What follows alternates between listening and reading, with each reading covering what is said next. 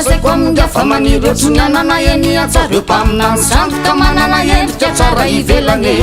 atazanao izaveto aloha tena mpanompony tombotsy defa ao andamosiny misy ka notarito marito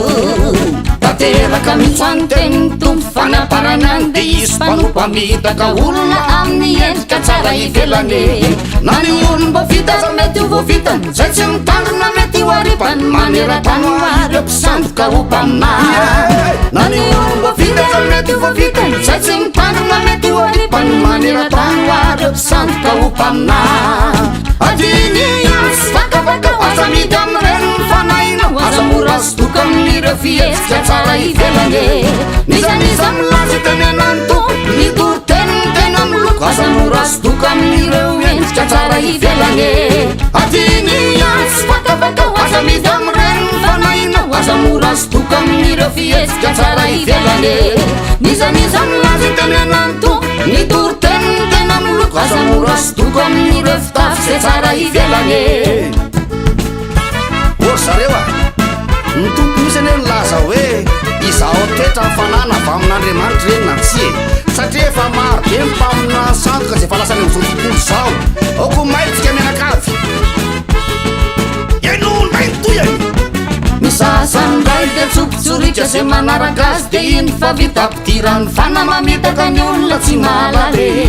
de nilaza izy hoe nisy oniny tompo kanefa satanany nitsokotsoko amin'ny endrika tsara sy naka ny endriky jesosy to izao reny be nilazaiko amitsika na va ny Eropa na viatsy Afrika mpaminany sandoka ne marobe importe tonga ety milaza izana fagagana de naraka taminy kory satana amony fanafatsy amelona nao zay miana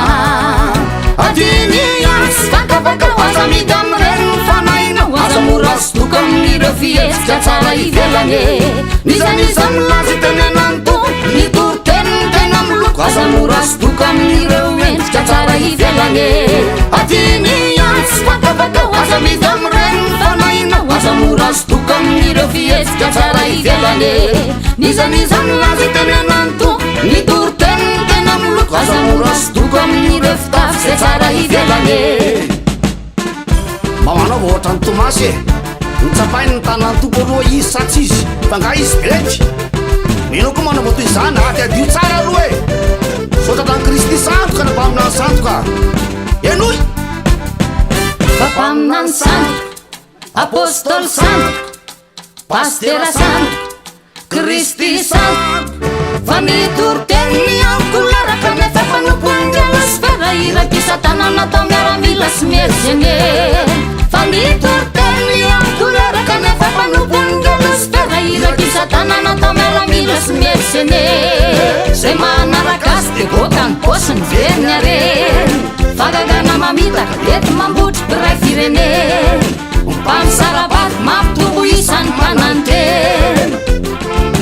zay zareo a zay tsy voatanisa any anareo mieritreritra azy eka